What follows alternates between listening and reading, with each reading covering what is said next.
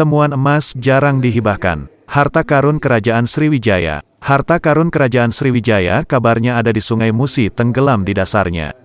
Beberapa temuan seperti patung Buddha dan perhiasan emas permata mengindikasikan hipotesa ini. Menurut Kepala UPTD Museum Negeri Sumsel Chandra Amprayadi, memang benar banyak barang temuan dari Sungai Musi seperti patung, emas, gerabah, manik-manik, parang, dan lain-lain. Kalau emas ada hibah berupa huruf ditemukan anak-anak yang lagi berenang di Sungai Musi, kata Chandra saat diwawancarai di Museum Negeri Sumsel yang dikenal sebagai Museum Balaputra Dewa di Jalan Sriwijaya I, Jumat, tanggal 29 Oktober tahun 2021. Chandra menceritakan, ketika anak-anak berenang ada barang bersinar dan diambil. Barang tersebut diserahkan ke Balai Arkeologi dan dari Balai Arkeologi diserahkan ke Museum Negeri Sumsel untuk sebagai koleksi. Karena barangnya kecil takutnya hilang, jadi kita simpan pada tempat khusus. Untuk temuan emas sangat jarang dihibahkan, ungkapnya. Kerajaan Kota Gawang. Nah, banyak ahli berpendapat bahwa mungkin Sriwijaya itu ada di pusat itu. Di Kota Gawang itu sebelum didirikannya Kota Gawang. Apa namanya? Kendi yang terbuat dari perunggu. Ini diperkirakan masa kesultanan. Dan ada apa namanya? Mangkok-mangkok yang terbuat dari kuningan dan perunggu. Jadi masa kesultanan. Nah, tembaga Tuaso ya orang itu. Nah, ini sudah kami bersihkan, sudah kami teliti. Ini merupakan motif batik yang luar biasa. Ada motif apa aja mungkin Pak? Nah, ini ada apa namanya? Pucuk rebuk, ada ini apa? Nah, ini akan kami kaji untuk tahun depan menjadi kajian musim negeri Sumatera Selatan. Ini sudah dapat ininya, bentuk-bentuk sudah dapat. Ini adalah keramik atau piring-piring. Nah, diperkirakan masa dinasti Tang, Ming dan Su. Karena motif-motifnya sangat luas sekali dan bahannya masih agak kasar dan sudah bagus sudah ini. Nah, ini botol pada masa botol air soda yang dibuat oleh Belanda dan ditemukan. Nah, ini adalah alat barter alat tukar dan mata uang di sini. Ini mulai alat barter, terus ini masa-masanya akhirnya terus masa dinasti, ini masa kesultanan mata uang. Nah, ini semua ditemukan di Sungai Musi semua.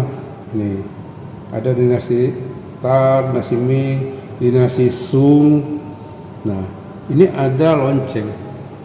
Nah, lonceng ini adalah lonceng Buddha, yang mana ini ditemukan di sungai yang di dekat sungai apa namanya di daerah kilometer 12 itu, sungai apa nama saya lupa. Nah, ini lonceng ini ditemukan Sungai Musi juga. Nah, ini ada arca Buddha terbuat dari perunggu. Ini arca Buddha terbuat dari perunggu. Ini menurut perkiraan dari arkeolog dalam penelitian beliau atau penelitian mereka, ini berasal dari masa Sriwijaya. Nih. Nah, di sini juga ada manik-manik. Nah, itu ada piring. Nah, di piring itu adalah piring apa namanya tinggi sekali. Nah, meskipun tidak utuh itu Pak ya? Itu namanya seladon asli. Nah, sini ada manik-manik yang ditemukan di Sungai Musi, berupa manik-manik. Nah, di sini ada pemerintahan Belanda. Koin ini dijadikan hiasan baju oleh orang-orang Belanda pada saat itu.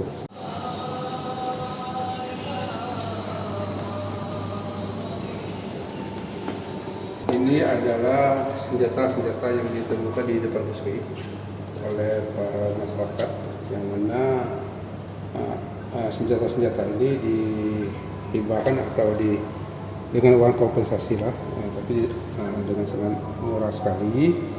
Ini ada parang atau macam pisau. Saya kira waktu itu parang ini peninggalan Cina. Rupanya naganya itu naga dari Jawa. Jadi diperkirakan pedang ini sebelum Majapahit karena mirip naganya mirip naga Nyi Blorong gitu. Nah, Nyi Blorong itu kan udah masa tua sekali ya. Ini ada ada keris ini ada keris khas Palembang. Bujur khas Palembang itu ditemukan di Sungai Musi. Ini adalah meriam yang digunakan oleh orang-orang dahulu untuk mempertahankan Kesultanan Palembang dan ditemukan di Sungai Musi juga. Ini dari siapa Pak? Barang-barang ini dari siapa? Dari para penyelam. Para penyelam ya. Oke. Yang dihibahkan ya. Ada meriam Lio. Ini ada isinya, cuma isinya saja. Ini juga terbuat dari kuningan dan ditemukan Sungai Musi juga. Nah, itulah dengan seharusnya kita ada kesadaran dari masyarakat. Jadi kalau masyarakat punya kesadaran yang tinggi, maka tinggal sejarah kita masa lalu bisa terselamatkan dan kita bisa tahu dari mana asal-usul kita, dari mana ini kita, dan apa sejarah ada kehidupan masa lalu itu dan bagaimana. Nah, sebenarnya kita ini sudah mempunyai teknologi yang tinggi. Contohnya di Gedung 1 itu ada mudi kapal yang berat sampai 3 ton dan panjang 8 meter. Itu sudah dibuat pada abad ke-1 sampai abad 12. Kalau peraturan itu sudah bagus, tapi aplikasinya. Jadi aturan bagus, tapi kadang-kadang salah penerapan kadang-kadang. Nah, kalau mereka itu dibina dan diberi kehidupan, nah, mereka tidak akan berbuat yang tidak. Misalnya dapat barang itu mereka tidak akan sembunyi kan. Nah, ini masih diserahkan. Yang jelas mereka mendapat kompensasi itu. Tapi barang itu kita serahkan. Kadang-kadang ada oknum-oknum yang bermain.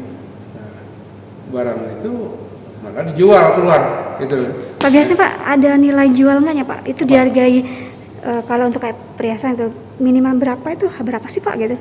Nah ini, kalau barang-barang peninggalan sejarah ini, itu nilai jualnya tidak berharga.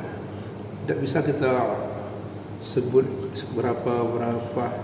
Nah, yang jadi masalah ini, kadang-kadang orang itu, kolektor itu melihat itu senang, berapapun akan dibelinya. Benar. Itu, nah yang jadi masalah. Kalau emas kita ada dari hibah emas itu Swana Patra. Swana Patra itu berupa huruf itu ditemukan di Pali, di sungai dekat Bumi Ayu. Itu ditemukan oleh anak-anak yang masih SD dulu, yang berenang di Sungai Musi, ditemukan di dalam buli-buli.